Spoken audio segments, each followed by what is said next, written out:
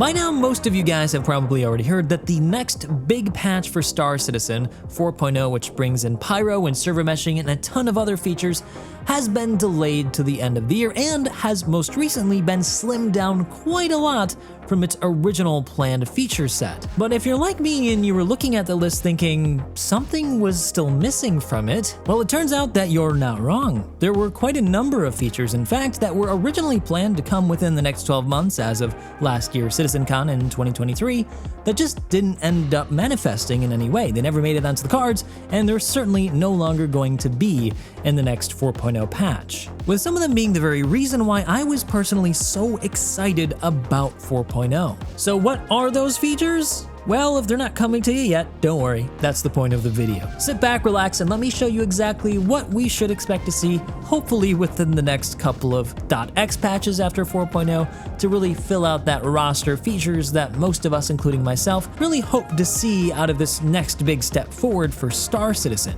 And if by any point in this video you think I've done a good job and you want to show your love and support, please don't forget to hit that like and subscribe button because it's how my channel stays alive. So, onto the video.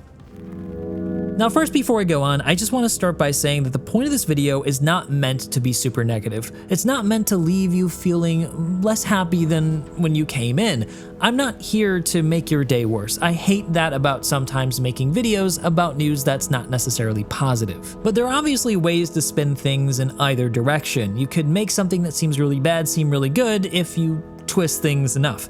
And I'm not here to do that. I'm not here to twist it to be super negative or super positive, but the reality is that no matter what I say, someone's not going to like it, so all I can do is just go forward and try to be as based and honest as possible. So let's go straight forward and get through this list.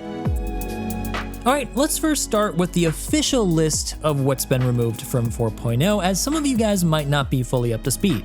Beginning with what I'm just going to call ship systems and systems in general, because this feature set is really interconnected even though they separated them into individual cards, starting with life support. Life support was supposed to be the system that would enable or disable gravity and the presence of oxygen within a room of a ship. Air would be simulated in that you could evacuate air from a room or decompress it by opening an airlock, throwing everybody out presumably that would be standing in that room along with any loose debris, which would have been super fun to do to friends and unsuspecting foes. Alas, not coming in 4.0. Also, who doesn't want to turn off gravity to toss about borders? I mean, come on, that's super fun. Then there was engineering, which would be very hard to summarize in a short form. It's basically the systems that allow a ship to come to life. You've got a network of different connections within a ship that can be disabled through accurate fire of another ship through weapons precision mode. This is how you could disable a ship without blowing it up, and players could go about repairing different systems of a ship, like the components, replacing them, or replacing the fuses that connect everything together. The whole thing would have made ships, especially large ones, much more interesting during combat, and probably last quite a bit longer, given that they wouldn't just explode once they got down to an arbitrary health amount. But it would also make salvaging a lot more interesting, as you could conceivably strip those components or add them to a Hulk to re-enable it and fly it about. Then of course there's fire hazards and fire extinguishers, which are two cards but one feature basically. All of this, again, feels like one big feature. Fire hazards are spawned from a certain element overheating during combat or being shot at specifically by precision targeting of an enemy ship, and that would cause a fire to start on your ship and spread unless it was put out or unless you basically got rid of the air within your ship, which would have required you accessing the engineering panel, finding out where it was on the ship, and then selecting the room and evacuating the air. Alongside the repair stuff of engineering, it would have made operating large ships and even medium-sized ships a pretty exciting prospect, even when going up against NPCs. Then there's charge and drain, which is more than just the ship stuff. It's actually connected to other systems like stations and outposts. This is how you would basically be able to turn the power off of a station or outpost or activate it or repair it. They would have very similar systems then to ships, just a different configuration. Then solar bursts, which were actually in during the Pyro playground way back when it was tested. I was part of the test. It would basically make the sun flare up and cause a lot of damage and hurt players who didn't take cover. Apparently that needs a lot more work. And then the transit system refactor. Transit systems aren't working very well with server meshing, so the idea was for them to go rewrite the code and make it work better. So that's the official list, but what about the stuff that never made it onto the cards? Well, that's what's next. Personal hygiene and tears and sweat were all part of the same kind of system that they talked about, the idea that you had to wash yourself and it would affect your relationship with NPCs. That seemed pretty far in the future. I'm not sure why they decided to bring that up as part of the 12-month thing, but they talked about it, so I'll include it here. RTGI, or Ray Trace Global Illumination, that was talked about recently. Apparently it's going to be pushed back because it needs to have more work focused on with it with Squadron 42 first, and then they'll eventually work on it for Star Citizen, so it's still in the works, but it's quite a whiles away. Then there was Maelstrom Destruction, which was meant to be both for ships as well as outposts. So you could destroy the world, basically blow up outposts, and ships would destruct dynamically and fall apart in combat. I actually do remember that being part of the cards at one point. I just don't know when it disappeared. FPS Scanning, which was a feature that was removed from the roadmap several times throughout the past couple of years. The ability to scan your local environment for collectibles, for other players, so they would show up on the minimap as well as on your mobiGlas. It was supposed to be a utility as well as a combat utility. Inventory improvements. Now this one's a little bit strange. It was kind of a weird, quick thing that they showed at Citizencon where you could add pouches to your player's clothing. It looked like a really interesting way of attaching different inventory items. That's kind of disappeared. EVA push and pull plus grappling. We've gotten half of this. We do have the new EVA system, but we still don't know when we're getting the push and pull and grappling system that they showed off. No word on that either. Next is the ladder rework. We've needed ladders to work for a long time. Sadly, that's also somehow disappeared along the way. The sliding mechanic is also no longer being talked about. Don't know what happened to that, but still looking forward to seeing that in the game. Environmental hazards were briefly shown and discussed with things like radiation, which looked very interesting and would have made a lot of environments feel more dangerous and alive. Physical interactions with different systems, so being able to physically press a button made the world more tactile, and they showed off how much of an impact visually this would be, and it looked exciting. Unfortunately, that as well fell off the radar. They made a little bit of a deal about improved stealth as part of gameplay, as well as new takedown animations to restrain people. This was presumably also going to be part of the new bounty hunting system, which was originally on the cards and also was taken off. Weapon degradation and wear and tear to match the suit stuff that we already have. Our suits currently collect dirt and snow when you're outside. Weapons were going to do that, but they would also degrade, and whether or not you let it be out in the open would affect that. So weapons would start to misfire, they wouldn't work quite as well, and the audio would change for them as well. It was a very cool system that they showed off. No word on that. It's never been on the cards. Next are some new weapons. One of them I remember was the Volt weapon, but there were a couple others that they talked about which also haven't made their way into the game yet. I think the Volt weapon was again on the cards at some point, but again, it disappeared. Specialized armor for different things like PvP or flight, that was talked about last Citizencon. Again, it was revisited this Citizencon, so clearly it's not made it in and it still seems quite far away. The quantum travel rework, which would have made quantum travel more physicalized. Right now, we are actually teleported along a line across the universe virtually, and it's not actually happening in the gameplay space according to the server. This was surprising to me when I learned this last year, but they wanted to physicalize it, which was what was going to allow them to add the next part of this feature, which I was really looking forward to, quantum boosting. If you've not played Star Citizen before, or maybe if you've just heard about Star Citizen, you know that travel times are a really big deal in this game, and quantum boosting was going to help us a lot for those short range travel points to get across a planet's surface or between even moons within a small planetary system within a larger solar system.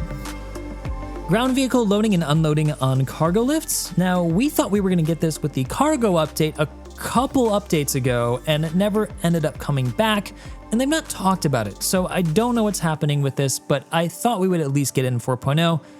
Unfortunately, that's not happening. Obviously, it's not in the cards. Base building was also on the list of things within the next 12 months. Now, I'm just putting this in here because it's one of the things they talked about, just to be thorough. I never personally thought this was gonna be possible. It seemed even far-fetched to them when they said it. So I'm not gonna hold them really to account on this one. But again, just putting it in here because they said it. And last, but probably most important of all, because it was the one that I was personally looking forward to the most, was the change to the reputation system specifically for Pyro.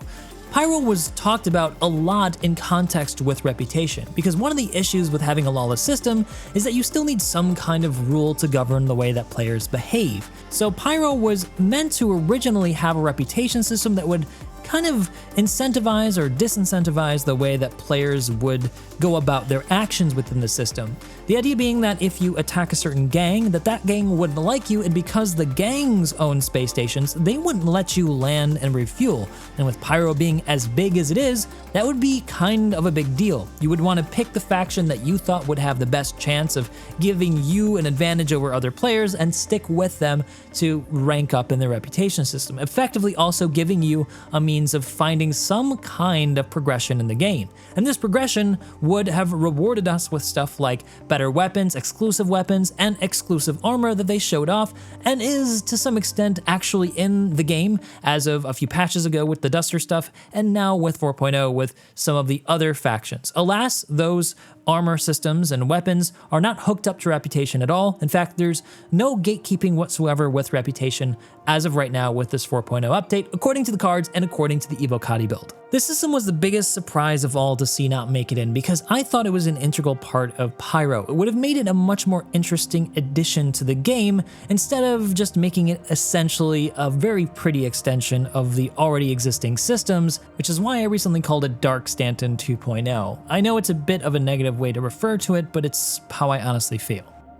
Beyond those features, there are plenty of others I could have referred to that weren't directly talked about in last year's Citizencon, like the whole economy update, but those weren't heavily emphasized, so I'm gonna leave those ones out. I'm sure you guys can add to this list down below if you feel like it, but at this point, I want to give you guys the explanation that CIG gave us for why this is happening. The official response is that the engineering team needs more time to focus on getting server meshing right with Pyro and jump points for the upcoming patch, still leaving some smaller features in the game that aren't too much of a change from what we already have. And before you try to argue that I'm wrong here and that they do make a big difference, I'll remind you again what CIG said. They're removing those features because they need to focus on server meshing. Every single feature they add to the game affects the server meshing code. So the stuff that they're leaving presumably doesn't have a big effect because it takes advantage of already existing code or code that's not been changed too much, not giving them too much to worry about in order to focus on establishing first a strong server meshing code on which to attach everything else to. Unofficially, I think it's a rather clever marketing move. If they can get it out by the end of the year to the live environment, that means that even players in a free fly can try it. Remember that free fly players can't experience the PTU, which would hopefully bring this year's funding at least in line with last year's, as it's currently falling behind. The other reason is that I don't think that they have the resources that they needed to get all those features in this year, given that Squadron is probably taking longer than they expected, which is supported by a lot of circumstantial evidence, like the theme of this year's Citizencon was the UEE Navy on board a UE capital ship carrier, and they had like a big F-7A mock-up like you were on the flight deck, and it was in Manchester where the studio is located that's working on Squadron 42. They also originally had planned to do a red carpet gala event at the venue that Atmo ended up taking over, and those types of events are usually high profile where you invite like big stars to do PR or marketing, so they probably were going to have like the big stars of Squadron like Mark Hamill, Gillian Anderson, Henry Cavill, probably whoever they could get to come over. Probably not all of them would have. And if this speculation based on evidence is correct, well then I think it makes a lot of sense that they don't have resources. After all, resources are shared directly between Squadron and Star Citizen. This is not a conspiracy, they've said it directly, so it makes a lot of sense. But you can understand why that last part wouldn't be a very good official reason to state why 4.0s had to be stripped back a little bit. Now personally, obviously I can't speak for anybody, I'm gonna only speak for myself here to be very clear. I'm not happy about the whole situation. I don't like that they've removed gameplay, no matter how good the reasons that they gave were. I personally don't think that there's anything to be gained by lowering expectations, so I try to be measured and understanding in response to disappointing developments like this. But still, I try to hold them to the same high expectations that they've communicated they hold themselves to. That's why I think it's alright to be disappointed in CIG and ask them to do better when they don't deliver on the things they said they wanted to. On a positive note, server meshing again is really important, so if they do get that working very well, it's gonna improve the prospects of the game immensely. So we've got that to look forward to and to test going into the end of the year. But what are you guys feeling on this whole situation? Let me know down in the comment section below. Please be civil, and if you are, I would love to engage with you guys down below. Otherwise, if you like the video, you know what to do. Hope to see you guys in the next one.